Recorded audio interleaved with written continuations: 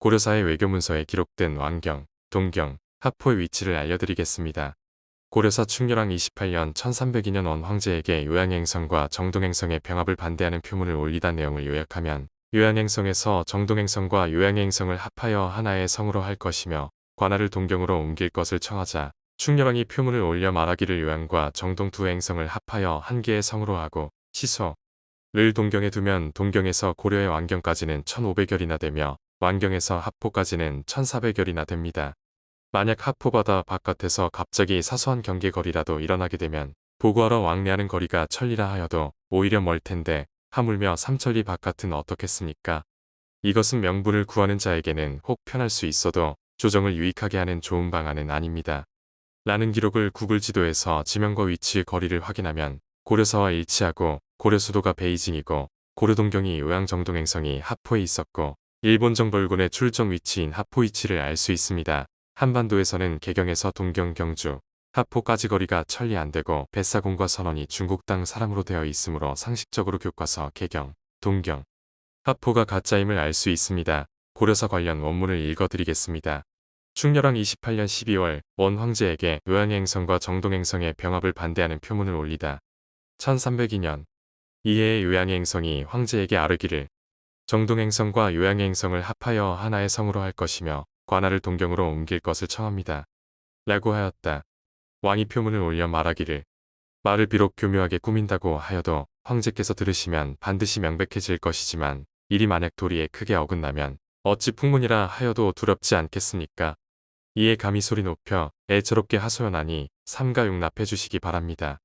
생각하건대 우리나라는 저 완악한 자들과 접해 있어 선제 때 선조의 정동행성을 세웠습니다.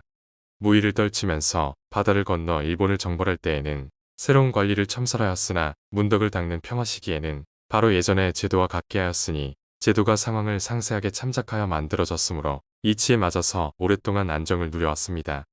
이번에 듣자 하니 요양행성에서 상급 관청에 자문을 보내어 요양과 정동 두 행성을 합하여 한 개의 성으로 하고 치소를 동경에 두자고 하였다 합니다.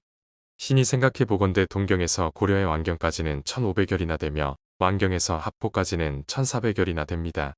만약 하포바다 바깥에서 갑자기 사소한 경계거리라도 일어나게 되면 보고하러 왕래하는 거리가 천리라 하여도 오히려 멀 텐데 하물며 삼천리 바깥은 어떻겠습니까?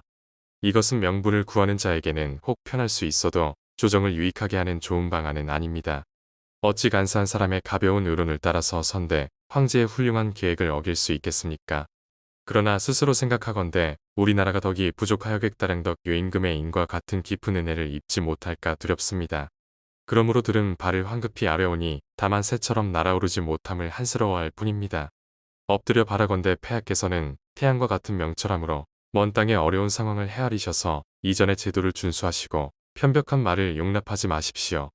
그러면 신은 삼가 순임금을 받드는 정성을 더욱 굳게 하였던 것처럼 황제 폐하의 만수무강을 간절하게 기도할 것입니다. 만일 미개한 무리를 정벌하신다면 정묘 조금이라도 황제 폐하의 위엄을 돕겠습니다. 라고 하였다.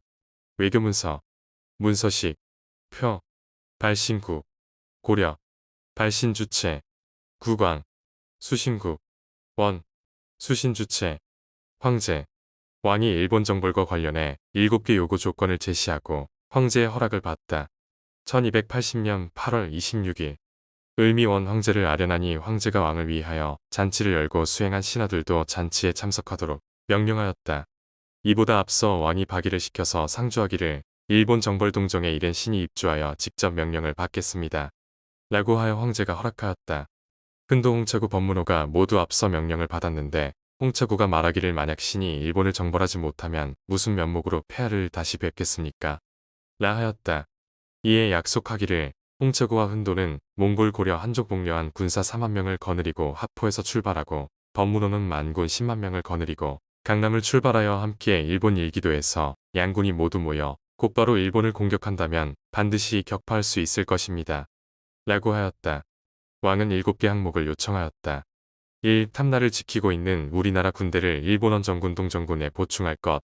2. 고려군과 한군을 줄이고 도리처 보가로 하여금 몽고군을 더 징발하여 출정할 것. 3. 홍차구의 직임을 더 높이지 말고 그 성공하기를 기다려서 상을 줄 것. 또 도리처 보가로 하여금 신과 함께 일본 원정에 관한 일을 관장하게 할 것. 4. 우리나라의 군관에게 모두 패면을 하사해 줄 것. 5. 중국 땅한지의 바닷가 사람들을 함께 뱃사공초공과 선원수수로 충당할 것. 6. 안철사를 파견하여 백성들의 애로사항을 파악할 것.